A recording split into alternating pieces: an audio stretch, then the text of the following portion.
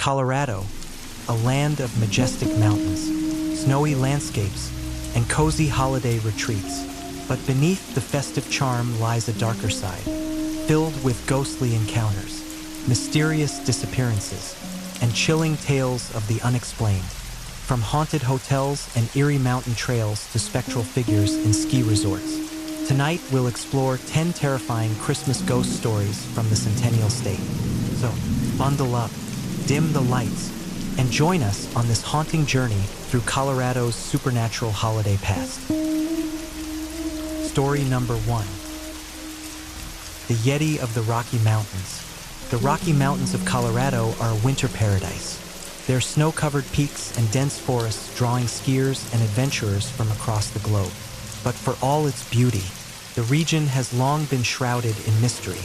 Locals whisper of a creature that roams the high altitudes, a towering figure with glowing red eyes that watches from the shadows. The tales of the Yeti, or Rocky Mountain Bigfoot, have persisted for generations, but few have dared to investigate. One Christmas Eve, a group of skiers came face to face with the legend, and their story has haunted the Rockies ever since. It was supposed to be the perfect holiday escape. Sarah, her brother Ben, and their two friends, Emily and Jack, had rented a secluded cabin near Estes Park for a week of skiing and snowboarding. The cabin sat at the edge of a sprawling forest, its isolation a selling point for the group looking to disconnect from the chaos of their daily lives. The first few days passed in blissful peace. They spent their mornings carving through fresh powder on the slopes and their evenings huddled around the fireplace, sipping hot cocoa and laughing about their minor spills and wipeouts. But on Christmas Eve, the serenity was shattered. That evening, the group decided to explore a nearby trail that led to a scenic overlook. The forest was eerily quiet, the thick snow muffling their footsteps. As they trekked deeper into the woods, the air grew colder, and an unsettling stillness settled around them. "Feels like we're the only people in the world out here," Emily said, her voice breaking the silence. "That's the point," Ben replied with a grin. "No crowds, no noise, just us and nature." But Sarah wasn't convinced. She couldn't shake the feeling that they were being watched. Several times, she thought she saw movement in her peripheral vision, a flash of white against the trees, but every time she turned to look, there was nothing. As they reached the overlook, the sun dipped below the horizon, painting the snow in shades of orange and pink. The group paused to admire the view, their breath visible in the frigid air. Jack pulled out his phone to take a photo, but as he framed the shot, he froze. "What's that?" he whispered, his voice tight with unease. The others followed his gaze. At the edge of the clearing, partially obscured by the trees, stood a figure. It was massive, at least 8 feet tall, with broad shoulders and long limbs.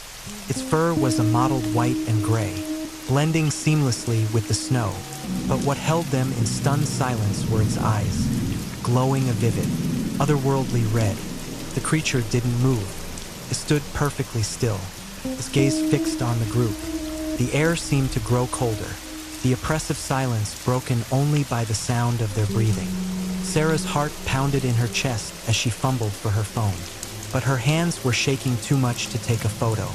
"We need to go," Emily said, her voice barely audible. Ben nodded. "Slowly, don't run." The group began to back away, their movements careful and deliberate. The creature watched them, its unblinking eyes following their every step. As they neared the trailhead, Jack's foot caught on a root, and he stumbled, falling to the ground with a muffled cry. The creature let out a low, guttural growl that reverberated through the forest. It stepped forward, its movements fluid and predatory. The group froze, fear rooting them in place. "Get up," Sarah hissed, pulling Jack to his feet. The growl grew louder, and the creature took another step, then, without warning, turned and disappeared into the shadows, its massive form swallowed by the forest. The group didn't stop running until they reached the cabin. They locked the doors and windows, piling furniture against the entrances as if that could keep the creature out. The fireplace crackled, its warmth doing little to dispel the chill that had settled over them. "What the hell was that?" Emily demanded, her voice shaking. "I don't know," Ben replied, pacing the room. "But it wasn't a bear. Bears don't have eyes like that." Sarah sat by the window, her gaze fixed on the dark forest beyond. She felt the creature's presence, as if it were still out there, watching. The next morning, the group found massive footprints outside the cabin, leading from the edge of the forest to the porch and back again. The prints were unlike anything they'd ever seen, larger than any humans. With long, clawed toes, they packed their belongings and left immediately, their holiday cut short by the terrifying encounter. Sarah couldn't let it go. Back in Denver, she began researching Bigfoot and Yeti sightings in the Rockies. She found dozens of accounts, all eerily similar to their own. Some described glowing eyes. Others spoke of guttural growls and towering figures that vanished without a trace. But one detail stood out. Nearly every sighting occurred in winter. Around Christmas, the experience changed them all. Sarah became a fervent believer, dedicating her free time to documenting similar stories. Ben refused to discuss it, dismissing the creature as a trick of the light or a shared delusion. Emily and Jack moved to warmer climates, avoiding snow-covered forests altogether. But every Christmas Eve, Sarah returns to the Rockies. She stands at the edge of the forest, listening for the low growl, scanning the trees for the flash of red eyes. And though the creature hasn't appeared again, she knows it's still out there, waiting in the shadows of the Rocky Mountains. Story number 2. The Woman in Red at Union Station. Denver's Union Station was a masterpiece of old-world charm and grandeur. Its high ceilings and Art Deco accents a testament to a time when train travel reigned supreme. But beneath its bustling exterior lay whispers of the past. To the staff who worked the night shifts, the station wasn't just a place for arrivals and departures. It was a crossroads for things that didn't always belong to this world, especially at Christmas. The first recorded sighting of the Woman in Red happened on Christmas Eve, 1942. Frank Dwyer, porter working the late shift, claimed he saw her walking through the Grand Hall. She was stunning, he said, with dark hair pinned back beneath a small velvet hat, her long red dress swishing elegantly as she moved. Frank thought she was a passenger running late for a train until she vanished. He swore she'd turned the corner toward the baggage claim, but when he followed, there was no one there. The only thing left behind was a faint, lingering scent of roses. Over the years, the sightings continued. Station employees and passengers alike described the same thing. A beautiful woman in a vintage red dress, appearing and disappearing without a word. Some said they saw her reflection in the station's gleaming brass fixtures or the glass of the ticket counters. Others claimed they heard the faint click of her heels echoing through the empty hallways late at night. By the 1980s, the Woman in Red had become a local legend, her story woven into the fabric of the station's history. But no one knew who she was or why she haunted the station. Some speculated she'd been a passenger who died tragically on Christmas Eve, while others believed she was searching for someone who'd never arrived. December 24th, 2019, was a bitterly cold night. Snow swirled outside Union Station, and the holiday lights strung across the building cast a warm glow against the darkness. Inside, the crowds had thinned, leaving the Grand Hall quiet and still. Ava Morales, a janitor finishing her shift, pushed her mop across the marble floor, her earbuds drowning out the world with holiday music. She didn't believe in ghosts. Sure, she'd heard the stories, but to her, they were just that, stories. The Woman in Red was no more real than Santa Claus. As Ava worked, a flicker of movement caught her eye. She looked up and froze. At the far end of the hall, a woman in a red dress stood beneath the giant clock. Her back was to Ava, but there was something about her posture, rigid, unnaturally still, that sent a shiver down her spine. Ava pulled out her earbuds. "Hello?" she called, her voice echoing. The woman didn't respond. She turned slowly, her dark eyes locking onto Ava's. For a moment, Ava couldn't breathe. The woman's face was pale, almost translucent, and her lips were painted a deep crimson that matched her dress. She raised one gloved hand and pointed toward the old ticket counter. Then she vanished. Ava didn't tell anyone about what she'd seen. She didn't want to be the next station ghost story, but she couldn't shake the image of the woman's piercing gaze or the overwhelming scent of roses that had lingered long after she disappeared. The next night, curiosity got the better of her. After her shift ended, Ava made her way to the old ticket counter. It hadn't been used in decades, its brass fixtures tarnished and its windows clouded with age. She ran her fingers over the cold metal, wondering why the ghost had pointed her here. As she stepped back, something caught her eye. A name etched faintly into the wood beneath the counter. Margaret Ellison. Ava spent the next week researching the name. What she found sent chills down her spine. Margaret Ellison had been a Denver socialite in the 1920s. On Christmas Eve, 1923, she'd come to Union Station to meet her fiancé, who was returning from a business trip in Chicago. Witnesses claimed she'd waited in the Grand Hall for hours, pacing nervously and checking the clock. When the train arrived, her fiancé never stepped off. Margaret reportedly collapsed in grief, crying out that he'd promised to come home for Christmas. She was escorted out of the station, but she never made it home. Her body was found the next morning in a snowdrift near the tracks. The cause of death was ruled hypothermia, but rumors swirled. Some said she'd thrown herself in front of an oncoming train, while others whispered about foul play. The pieces clicked into place. The woman in red wasn't just a ghost. She was a woman trapped by her heartbreak, doomed to wander the station in search of the man who'd never returned.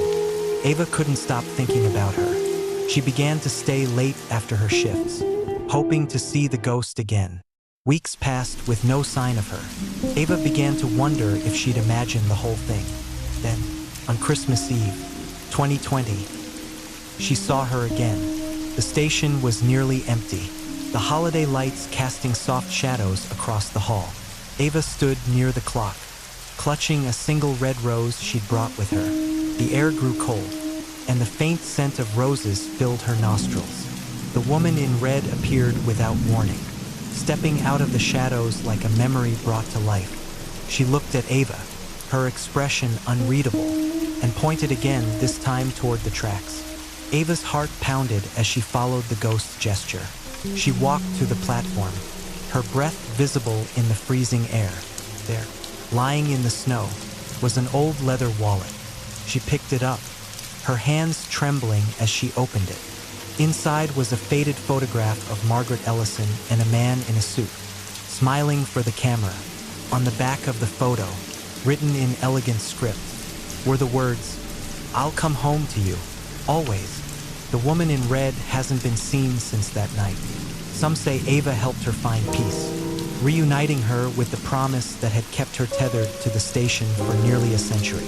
Others believe she'll return, her restless spirit bound to the place where her heart was broken. Union Station remains a hub of activity, its halls filled with the comings and goings of countless travelers. But every Christmas, as the snow falls softly outside, a faint scent of roses lingers in the air, and those who pause to listen might hear the distant echo of heels clicking across the marble floor. Story number 3. The Strange Lights of Dillon Reservoir. Dillon Reservoir, nestled in the heart of the Colorado Rockies, is a sight to behold in winter.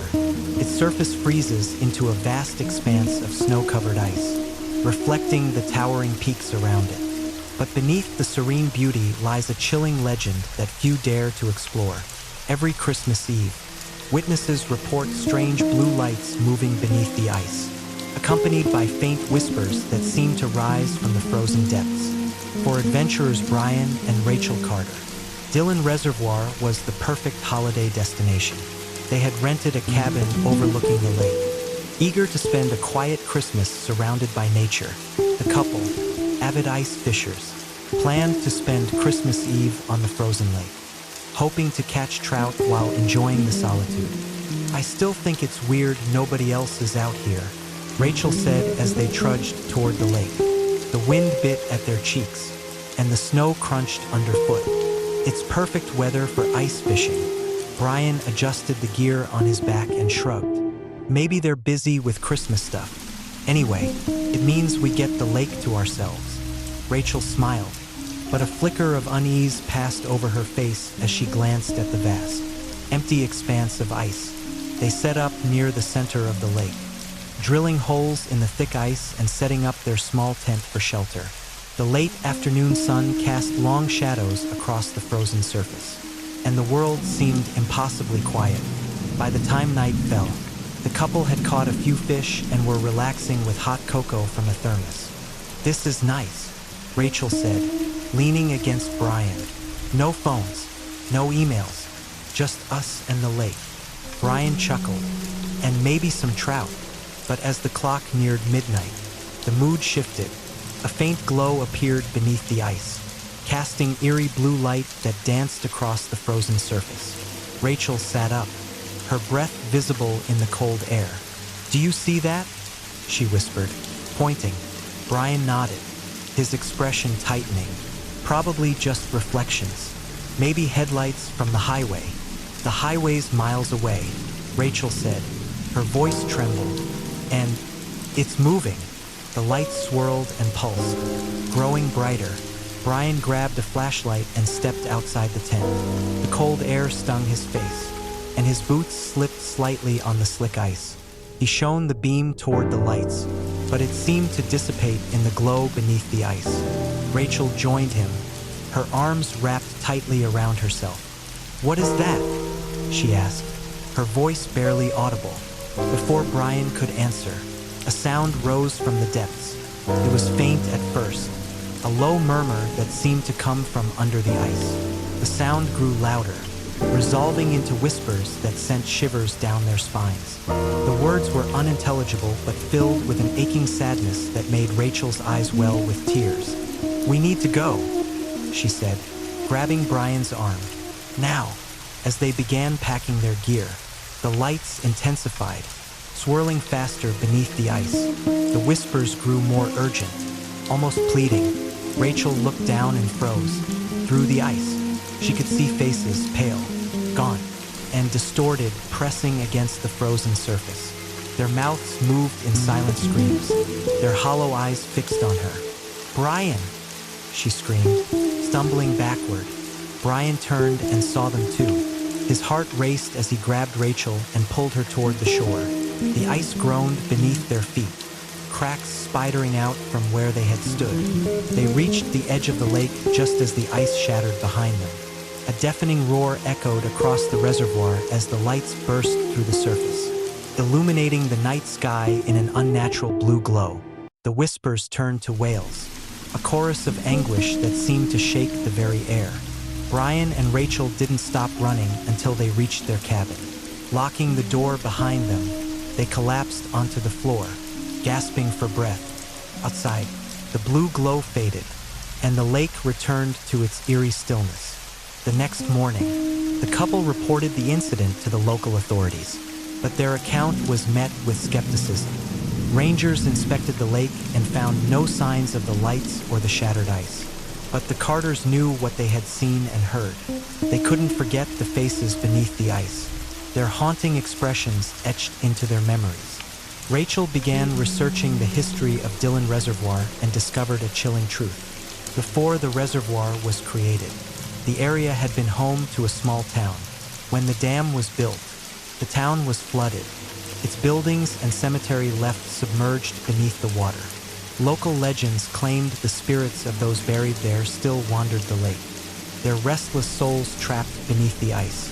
The Carters never returned to Dillon Reservoir, but the story of their encounter spread. Other visitors reported seeing the blue lights and hearing whispers on Christmas Eve, adding to the legend of the haunted lake. To this day, locals avoid the reservoir during the holidays, leaving it to the spirits beneath the ice. And for those who dare to venture out, a warning remains. If you see the lights, run, because the whispers are not just cries for help. They are invitations to join the lost souls of Dillon Reservoir, forever trapped in its frozen depths. Case number 4. The Snowman of Aspen. Aspen, Colorado, is a place of breathtaking beauty, a winter paradise for the wealthy and adventurous. Its pristine slopes and luxurious chalets draw visitors from around the globe. But among the laughter and lights lies a chilling legend. On Christmas Eve, 1997, Aspen gained a story darker than its snowy peaks, a tale of the snowman, a figure said to haunt the slopes and disappear like a whisper in the wind. Jessica Monroe had always loved Aspen. The glittering snow, the towering mountains, and the festive cheer made it her favorite place to spend the holidays. That year, she and her husband, Tom, had splurged on a ski trip to celebrate their 5th anniversary. The lodge was luxurious, the champagne endless, and the slopes perfect for carving through powder. But on Christmas Eve, as the sun set behind the peaks and shadows stretched across the snow, Jessica felt a strange unease. The lodge was bustling with activity, laughter from the bar, the crackle of a roaring fire, yet outside, the mountains seemed eerily quiet. "I'm going to take one last run," Jessica told Tom, pulling on her gloves. "I'll be back before dinner." Tom raised an eyebrow. "It's getting dark. Be careful, okay? I'll stick to the easy trail," she promised, kissing his cheek before heading out. The slope was nearly deserted, the other skiers having retreated to the warmth of the lodge. Jessica reveled in the solitude, the crisp air biting at her cheeks as she glided down the trail. The only sound was the soft hiss of her skis cutting through the snow. Halfway down, she stopped to catch her breath, leaning on her poles and admiring the view. The valley below was bathed in a pale glow, the first stars twinkling in the sky. She was about to continue when she noticed something, a figure standing on the ridge above her. First, she thought it was another skier, but as she squinted against the fading light, a chill ran down her spine. The figure wasn't dressed for skiing. It wore no coat, no hat, no gear of any kind. Its face was deathly pale, almost luminescent, and its eyes, they were two dark voids that seemed to swallow the light. "Hello," Jessica called, her voice trembling. The figure didn't move. It stood motionless, its head tilted slightly as if observing her. A gust of wind whipped down the slope, and for a moment, she thought she heard a faint whisper carried on the breeze. "Who are you?" she shouted, panic rising in her chest. The figure took a step forward, the snow crunching beneath its feet. Jessica stumbled backward, her skis slipping on the ice. She screamed, but the sound seemed to vanish into the vast, silent expanse. And then, as suddenly as it had appeared, the figure dissolved into the wind, leaving nothing but a swirl of snow in its wake. Jessica didn't remember how she got back to the lodge. Her hands shook as she recounted the encounter to Tom and the others by the fire. Most dismissed her story as a trick of the light or the effects of exhaustion.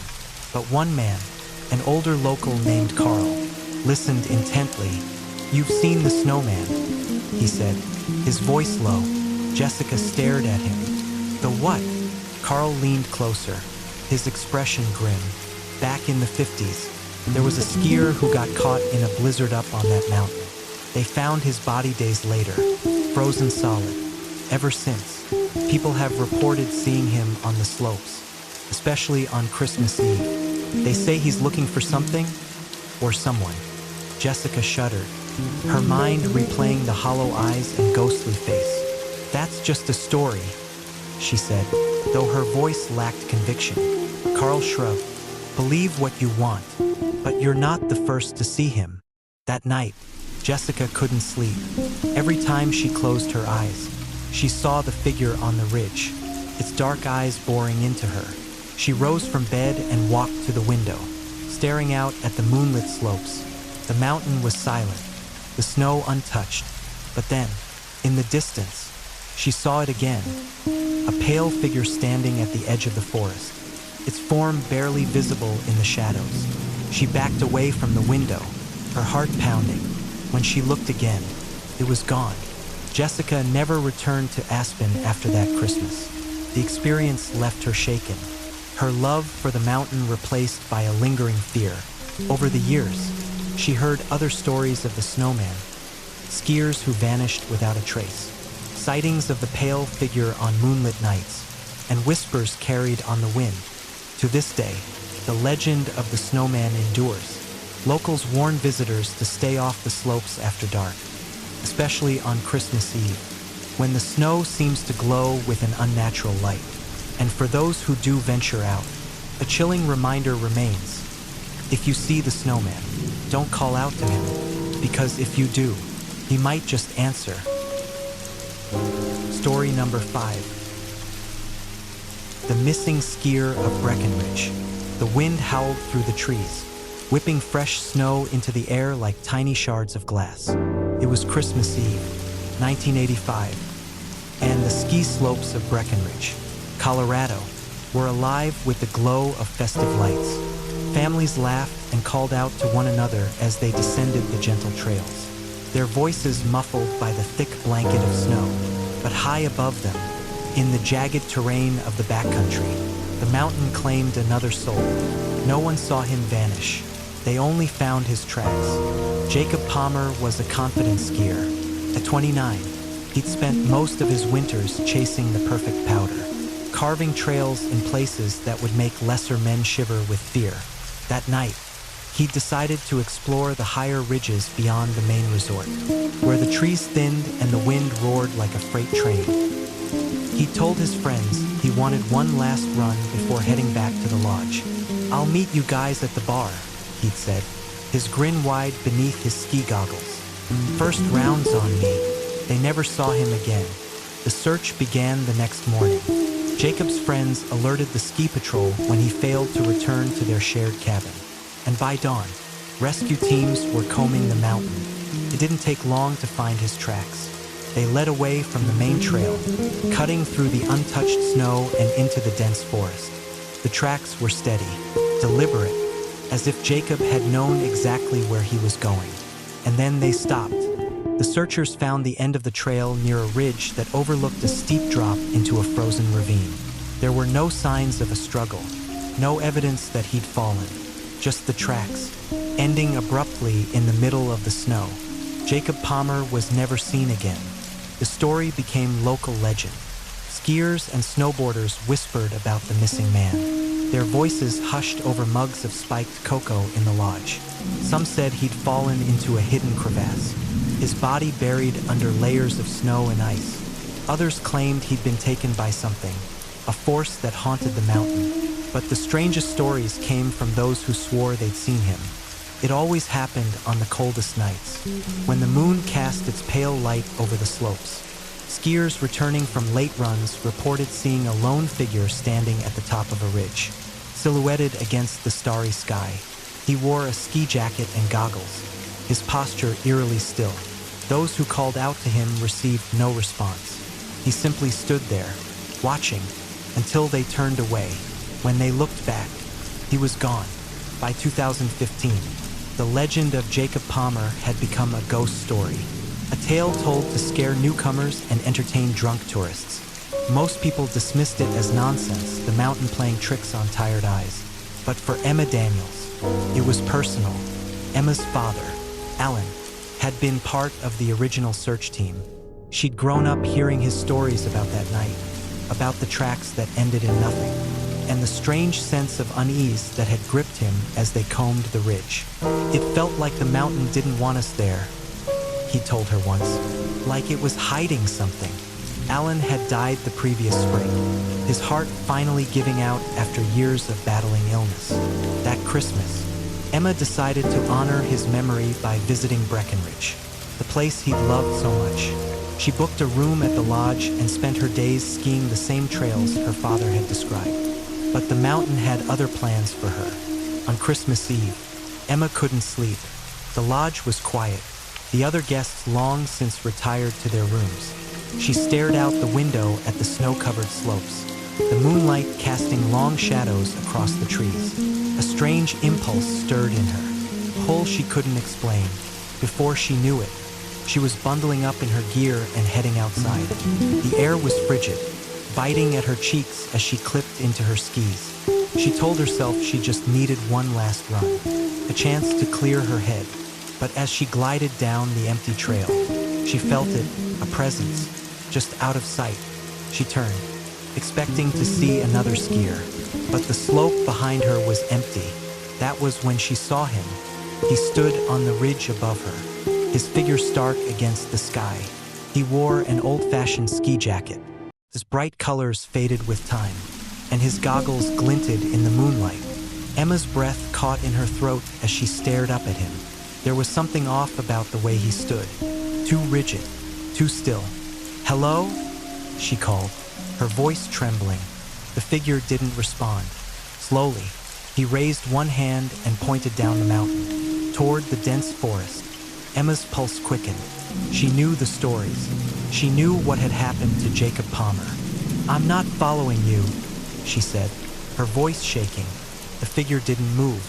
The wind howled around her, carrying the faint scent of pine and something else, something metallic. Blood.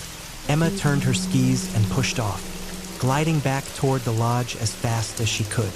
She didn't look back. The next morning, Emma tried to convince herself it had been a dream, but when she returned to the ridge, she found something that made her blood run cold. There, in the fresh snow, were tracks. They led away from the ridge and into the forest. The same path Jacob Palmer had taken 30 years earlier. And just like before, they ended abruptly. Emma left Breckenridge that afternoon, her father's stories now etched into her own memory. She never spoke of what she'd seen, but every Christmas, she dreamed of the figure on the ridge, his empty goggles reflecting the moonlight. The legend of Jacob Palmer lives on. Skiers still whisper about the lone figure that watches from the ridge, his presence a reminder of the mountain's dark secrets. And every Christmas, when the snow is deep and the night is cold, the mountain calls again. Will you answer? Story number 6. The Haunted House in Georgetown, Colorado, nestled in a valley beneath the Rocky Mountains, was a town where time seemed to stand still. Its streets were lined with Victorian-era homes, their wooden frames painted in cheerful pastel colors that belied the chill of the high-altitude winters. For most of the year, the town's charm attracted tourists and history buffs, but the locals knew that Georgetown's old homes held secrets that stirred most on Christmas Eve. For the Walker family, Christmas of 1992 was the year they met one of those secrets face to face. The Walkers had moved to Georgetown in the fall, drawn by its quaint atmosphere and affordable real estate. Their new home was a 3-story Victorian with a turret and wraparound porch, perched on a hill overlooking the main street. It needed work, peeling paint, creaky floorboards, and drafty windows, but for Tom and Laura Walker, it was perfect. Their children, 10-year-old Danny and 6-year-old Sophie, loved the sprawling backyard and the attic stuffed with old trunks and forgotten treasures. The first few months passed uneventfully. The family settled into their routines, decorating the house with string lights and garlands as Christmas approached. But as the holiday drew near, strange things began to happen. It started with noises. At night, when the house was quiet, Laura would hear faint footsteps in the hall outside their bedroom. She assumed it was Danny or Sophie, but whenever she checked, the children were sound asleep. Tom dismissed it as the house settling, the old wood groaning in the cold. But Laura couldn't shake the feeling that someone was moving through the halls. Then there were the drafts. One moment the house would be warm and cozy, and the next, a sudden chill would sweep through the rooms, carrying with it the faint scent of tobacco. Laura checked the windows repeatedly, making sure they were closed, but the cold persisted. By Christmas Eve, the Walkers had begun to joke about their Victorian ghost, imagining an old-fashioned gentleman pacing the halls. They didn't really believe it, at least, not yet. That night, after a dinner of roasted ham and gingerbread cookies, the family gathered in the living room to exchange a few early presents. The Christmas tree sparkled with colored lights, and the fire crackled in the hearth. Danny was assembling a model train set. Sophie was curled up with her new doll, and Tom and Laura were sipping hot cocoa when it happened. A loud knock echoed through the house. It wasn't the gentle rap of a neighbor or caroler. It was sharp and insistent, as if someone were pounding on the front door. Tom set his mug down and went to answer, muttering about late-night visitors. When he opened the door, no one was there. The porch was empty, the snow undisturbed except for a single set of footprints leading up to the door. They were crisp and deep, the impressions of boots, old-fashioned ones, with pointed toes and worn soles. The prince stopped abruptly at the threshold, as if the visitor had vanished into thin air. Tom called out into the night, his breath forming clouds in the icy air. "Hello? Is anyone there?"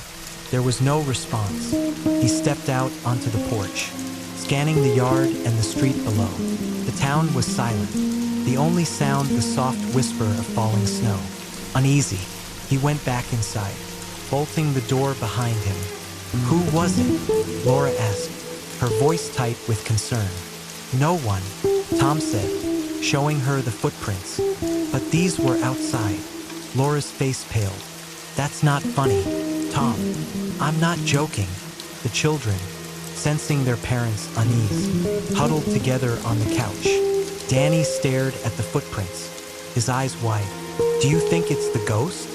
"There's no such thing as ghosts," Tom said firmly, though his voice wavered.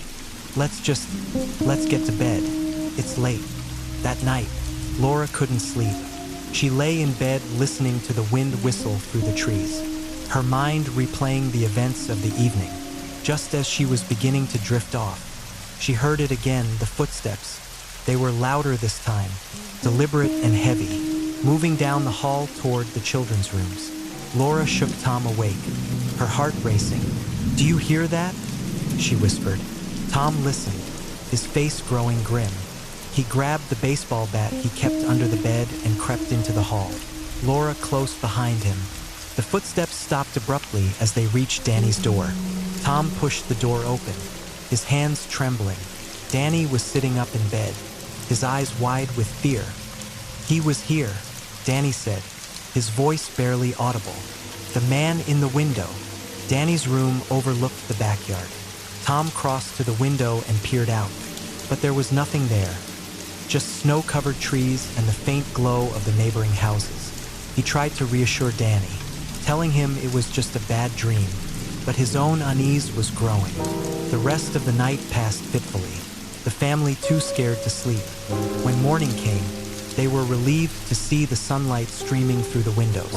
The footprints on the porch had vanished, buried under fresh snow, and the house seemed peaceful once more. But as they gathered around the tree to open presents, Sophie pointed to the fireplace, her eyes wide. "Mommy, look," she said. On the hearth, just beneath the mantel, was a single red rose. Its petals were fresh, glistening with dew. Though the room was warm and dry, the Walkers moved out of the house the following spring. They never found an explanation for what happened that Christmas, but the stories persisted. New owners reported the same phenomena: footsteps in the hall, sudden drafts, and the faint scent of tobacco and roses. And every Christmas Eve, a single set of footprints would appear in the snow outside the front door, leading nowhere. To this day, the house in Georgetown remains a subject of local lore. Visitors claim to see a man in a 19th century coat and boots standing at the window, his face pale and mournful. He never speaks, never moves. He simply watches, waiting for something or someone who never comes. Story number 7. The Haunted Highway. A Christmas Eve on the $1 Million Highway. The $1 Million Highway in Colorado is as breathtaking as it is treacherous, winding through the San Juan Mountains. The road's sharp curves and steep drops make it one of the most dangerous highways in the United States, especially in winter. Snow blankets the narrow lanes, reducing visibility to mere feet, and ice slicks the pavement. But for all its natural hazards, the road harbors a darker danger, one whispered about in hushed tones by truckers and locals alike. Every Christmas Eve, Travelers report seeing an old horse-drawn carriage moving silently through the snowstorm, only to vanish into the night. For Eric Monroe, an independent trucker hauling supplies to Silverton, the $1 Million Highway was just another route. The evening of December 24th found him climbing the winding road, his cab's headlights slicing through the swirling snow. The storm had worsened as he ascended, the flakes thick and relentless. Despite the weather, Eric was confident in his driving. Years on the road had taught him how to handle conditions like this. But as he rounded a particularly sharp curve, the hair on the back of his neck stood up. There, in the distance, was a faint light bobbing in the storm. Squinting, he realized it wasn't a vehicle but a lantern swinging from a carriage. The outline of the horse-drawn vehicle was barely visible in the snow, its wheels creaking forward as if from another time. Eric slowed his truck. His curiosity piqued. "What the hell is a carriage doing up here?" he muttered, pulling his radio mic closer. "Anyone else on this stretch? Got a strange one ahead." Static answered him. He glanced at the GPS. No other vehicles were nearby. The carriage moved steadily, its driver a dark silhouette hunched against the cold. As Eric approached, his headlights illuminated the scene more clearly. The carriage was old, its wooden frame weathered and frost-covered. The horse pulling it was skeletal, its eyes reflecting an eerie light. Eric's gut tightened as he noticed the wagon's wheels left no tracks in the fresh snow. He leaned on the horn, the sound echoing through the canyon. The driver didn't react. Instead, the carriage began to pick up speed, as though it were fleeing. Eric's truck crept closer, his curiosity overpowering his unease. He could now make out the driver's features: a gaunt face with hollow eyes, lips moving as if whispering to the wind. Then, the driver turned toward him. Eric's chest tightened as their eyes met. The driver's face was wrong, frozen in a grotesque grin, the flesh pale and stretched taut over bone. The lantern swayed violently as the carriage veered toward the edge of the road. Eric slammed the brakes, his truck skidding slightly on the icy pavement. But before he could stop completely, the carriage and its ghostly driver plunged off the cliff, disappearing into the abyss below. Panting, Eric threw his truck into park and grabbed his flashlight. He stepped out into the howling storm, his boots crunching against the snow. He approached the edge cautiously, shining his beam down into the canyon.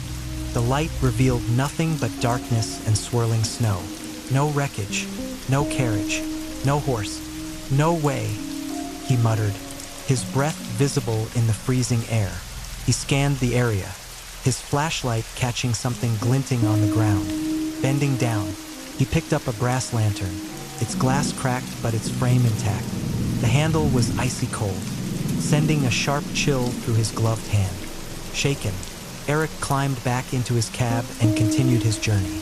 But the strange encounter refused to leave his mind. When he finally reached Silverton, he recounted the experience to a local at the truck stop. The man, an older fellow with a lined face and a thick jacket, listened intently. When Eric finished, the man nodded slowly. "You've seen the ghost wagon," he said. Eric frowned. "Ghost wagon? What are you talking about?" The man leaned forward, his voice low. "Back in the late 1800s, that road wasn't a highway. It was a narrow trail for wagons and horses. Legend has it, one Christmas Eve, a courier carrying gold tried to make it through a storm.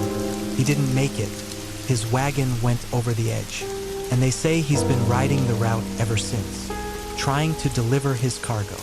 Eric shook his head, his skepticism warring with the memory of what he'd seen. "That's just a story." The man shrugged. "Maybe, but plenty of folks have seen him. And if you're lucky, all he'll do is look at you. Others, well, they don't always make it down the mountain." The rest of Eric's trip was uneventful, but the lantern he'd found stayed with him. Back at home, he examined it closely. Etched into the brass were the initials JH and a date: December 24th, 1891. The discovery sent chills down his spine. Eric never drove the $1 Million Highway on Christmas Eve again. But every year, As the holiday approached, he found himself thinking of the carriage and its spectral driver. And on snowy nights, when the wind howled and the roads were empty, he sometimes imagined he could hear the faint creak of wooden wheels and the distant jingle of harnesses, echoing through the mountains. Story number 8. The Ghosts of the Stanley Hotel. The Stanley Hotel in Estes Park, Colorado, was more than just a luxury destination, perched on a hill overlooking the town. Its grand white facade and red roof stood like a sentinel against the backdrop of the Rockies. To the uninitiated, it seemed like a postcard-perfect retreat. But for those who knew its history, the Stanley wasn't just a hotel. It was a place where the past never truly stayed buried, especially at Christmas. December 24th, 2015, was a quiet night at the Stanley. Snow blanketed the grounds, muffling the usual sounds of holiday cheer. Inside, the lobby glowed with warm light from the massive stone fireplace, and a towering Christmas tree stood at the center, its ornaments glinting like tiny stars. Guests mingled with glasses of wine, their laughter soft and subdued, as if the hotel's very walls demanded reverence. Clara Hughes, a travel writer on assignment, had arrived earlier that day. She'd been sent to capture the Stanley's charm during the holiday season, but her editor had given her a clear directive: play up the haunted angle. People eat that stuff up.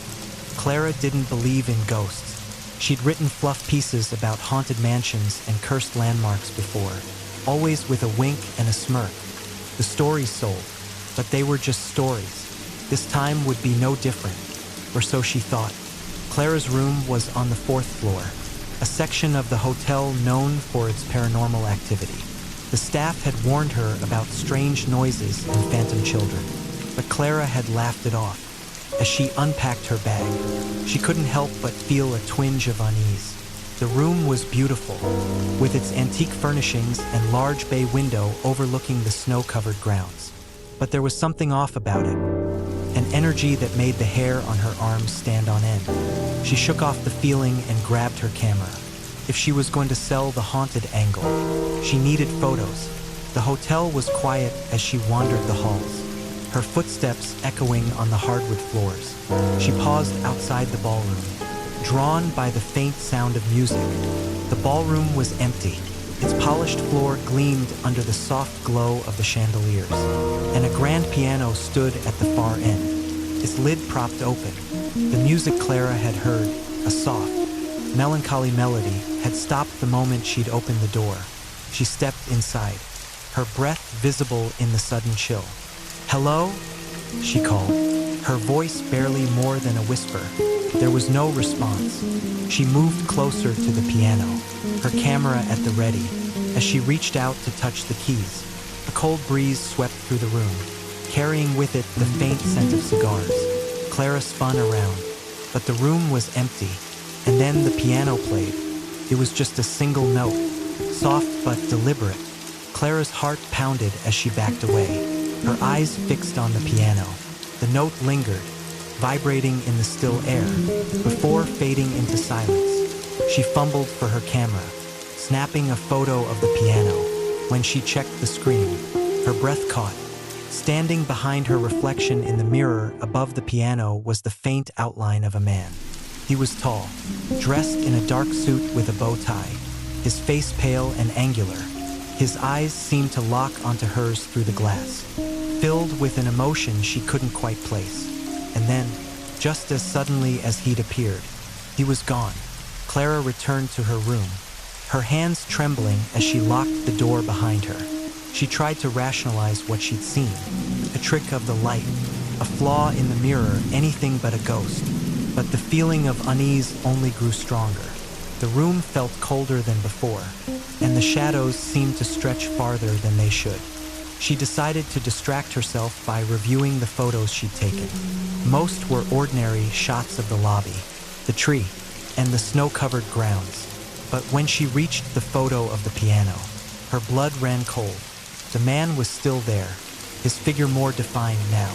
He was standing closer, his face sharper and more menacing. A knock at the door startled her, and she nearly dropped the camera. "Who is it?" she called, her voice shaking. There was no answer. The knock came again, louder this time. Clara approached the door slowly, her hand hovering over the doorknob.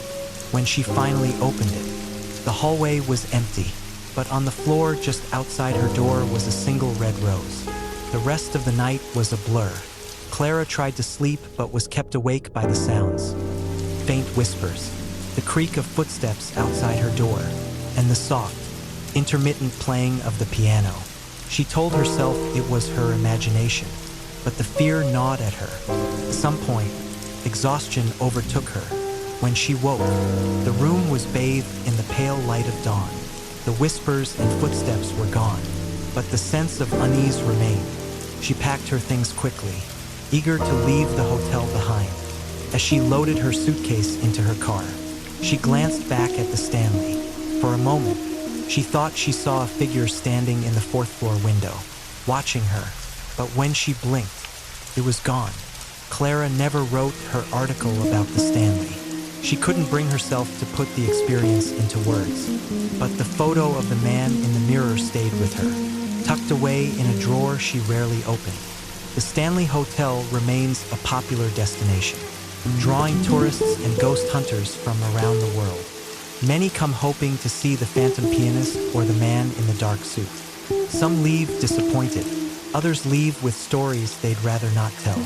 And every Christmas, the piano in the ballroom plays its haunting melody, as if inviting the living to join the ghosts of the past.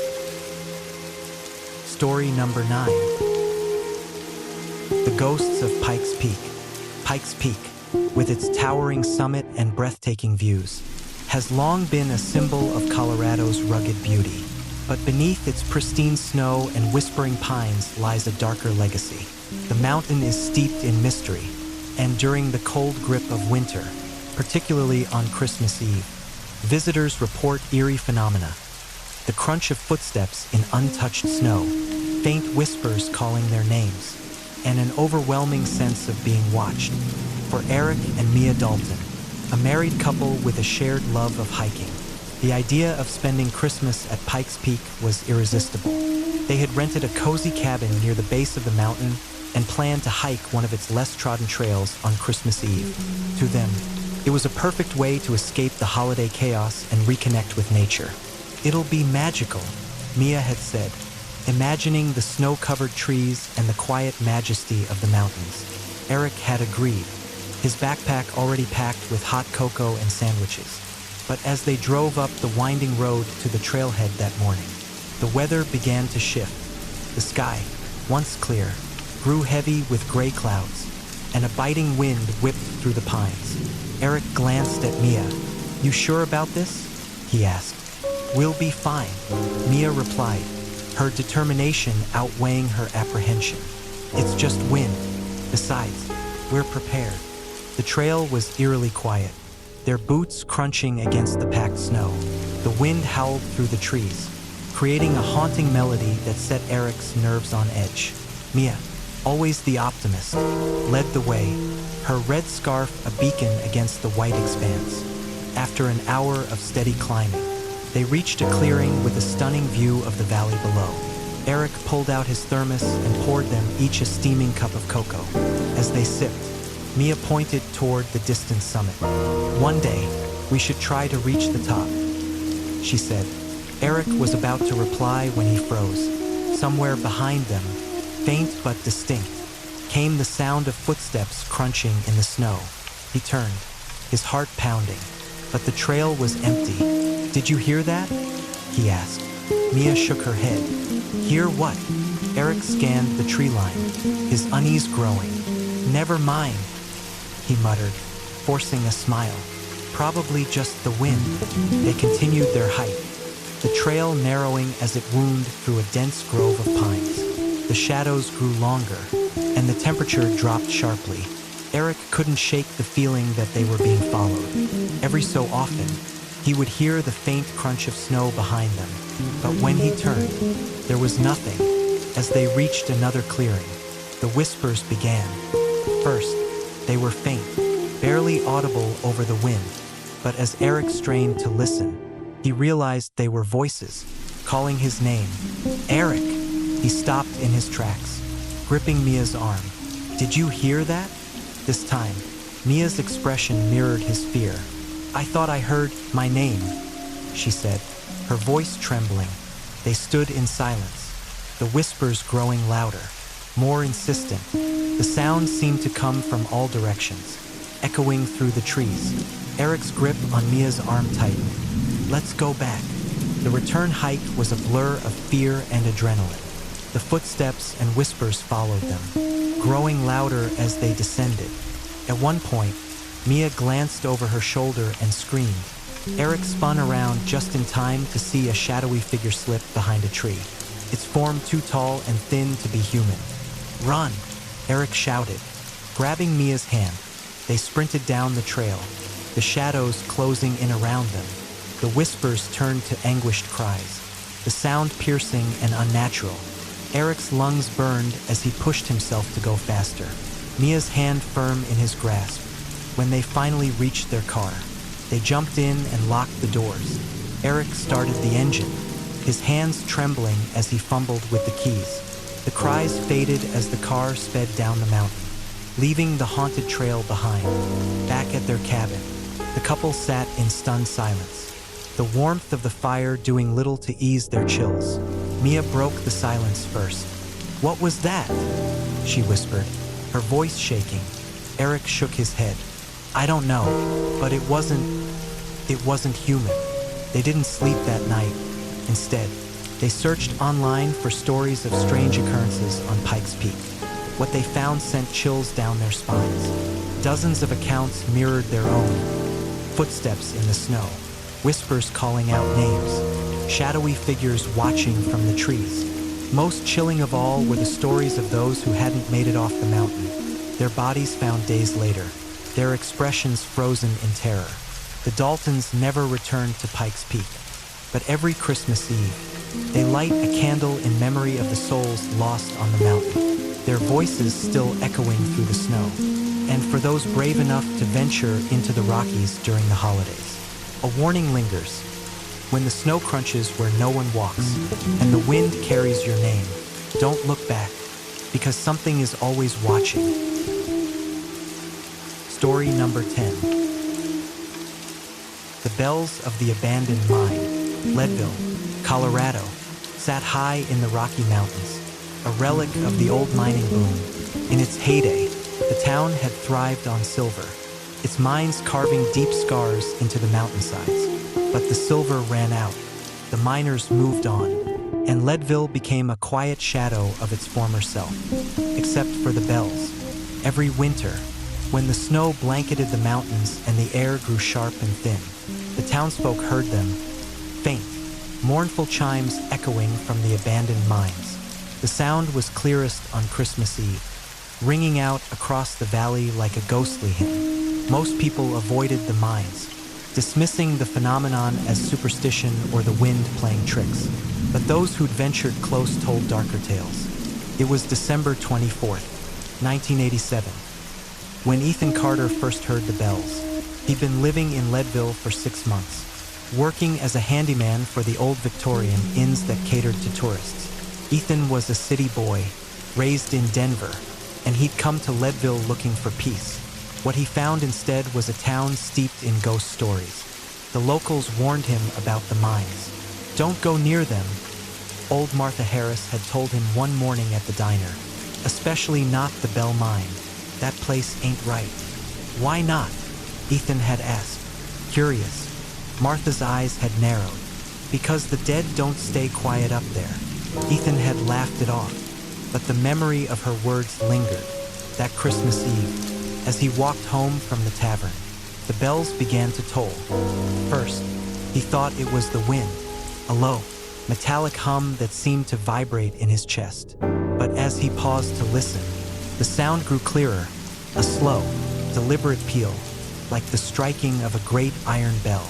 Ethan frowned and looked toward the mountains, where the snow-covered peaks glowed faintly under the light of the full moon. He wasn't drunk.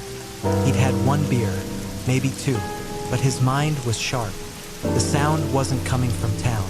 It was coming from the Bell Mine, the largest and most infamous of Leadville's abandoned shafts. He'd heard the stories, of course, the cave-ins, the missing miners, the rumors of a foreman who'd worked his men to death in pursuit of silver veins that never materialized. The mine had been closed for decades, its entrances sealed with iron gates to keep trespassers out. But the bells kept ringing. Ethan should have gone home. That's what any sensible person would have done. Instead, he found himself walking toward the sound, his boots crunching in the snow. The air grew colder as he climbed, the trees casting long, skeletal shadows across his path. The wind had died down, leaving an eerie stillness in its wake. The entrance to the Bell Mine loomed ahead, a gaping black maw framed by rusted iron bars. Ethan stopped a few yards away, his breath clouding in the frigid air. The bells were louder now, their deep tones reverberating through the ground. He could feel them in his bones, as if the mountain itself were ringing. "Hello?" he called, his voice cracking. The bells stopped. For a moment, there was only silence.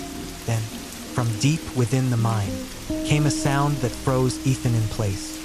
A low, guttural moan, like the exhalation of some great beast. He took a step back, his heart hammering in his chest. The snow beneath his feet was dotted with tracks, boot prints that led directly to the mine entrance but did not return. A faint glow flickered in the darkness, like the light of an old lantern. Ethan squinted, trying to make sense of what he was seeing. The light grew brighter, revealing the silhouette of a man. He was tall and gaunt, dressed in tattered work clothes, his face obscured by the shadow of a wide-brimmed hat. In his hand, he held a lantern, its flame flickering weakly against the darkness. "Who's there?" Ethan called, his voice trembling. The figure didn't respond. Instead, turned and began walking deeper into the mine, the light of the lantern fading with each step. Ethan knew he should leave. Every instinct screamed at him to turn around and run, but something compelled him to follow. He gripped the bars of the gate, surprised to find them unlocked. The iron creaked as he pushed it open, the sound echoing through the cavernous shaft. He stepped inside, the air heavy with the smell of earth and decay. The tunnel sloped downward, the walls slick with ice. Ethan followed the faint glow of the lantern, his footsteps muffled by the frozen ground. The bells had started again, their tones softer now, almost mournful. They seemed to guide him, pulling him deeper into the mine. He wasn't alone. Shadows moved at the edges of his vision, flickering like smoke. Whispers filled the air, faint and unintelligible. Ethan's breath came in short, panicked gasps as he realized the shadows were watching him. Their shapes were human but wrong, distorted, stretched, and twisted as if by some unseen force. The lantern light stopped ahead, illuminating a large chamber. In the center stood an old iron bell, its surface corroded with rust. Chains hung from the ceiling, their ends buried in the frozen ground. The figure with the lantern stood beside the bell, his head bowed. As Ethan stepped closer, the man turned. His face was skeletal, the skin stretched tight over his bones. Empty eye sockets stared at Ethan, and when he opened his mouth to speak, his voice was a hollow rasp. "We can't leave," the man said. "Neither will you." The chains rattled, and the shadows surged forward, their forms coalescing into men and women in ragged mining clothes. Their eyes glowed faintly, their expressions twisted with pain and anger. Ethan stumbled back, his hands searching for something, anything, to defend himself. The shadows closed in, their whispers rising to a deafening roar. And then he was falling. The ground gave way beneath him, plunging him into darkness. The last thing he heard was the tolling of the bell, its mournful peal echoing in his mind as he lost consciousness. Ethan woke in the snow, his body trembling with cold. The entrance to the bell mine loomed above him, his gate sealed once more. He stumbled to his feet, his mind racing. The bells were silent, and the shadows were gone. But the tracks in the snow told a different story. They led from the mine to where he now stood, their edges sharp and fresh. Ethan never returned to the mine. He left Leadville a week later, abandoning the peace he'd sought in favor of the noise and chaos of the city. But every Christmas Eve, he dreamed of the bells, their mournful chimes calling him back to the mountain. The people of Leadville still hear them, on the coldest nights, when the snow falls thick and the world grows quiet. The bells ring out from the abandoned mine, a haunting reminder of the men who never left, and for those brave enough or foolish enough to follow the sound. The mountain waits. From spectral footsteps on snowy peaks to mysterious lights beneath frozen lakes, these chilling tales remind us that even during the season of joy, shadows from the past still linger. Which story left you with chills? Share your thoughts in the comments below. And don't forget to like, subscribe, and hit the bell icon for more spine-tingling tales and paranormal adventures. Until next time, stay curious, stay cautious, and remember, not all holiday visitors bring cheer.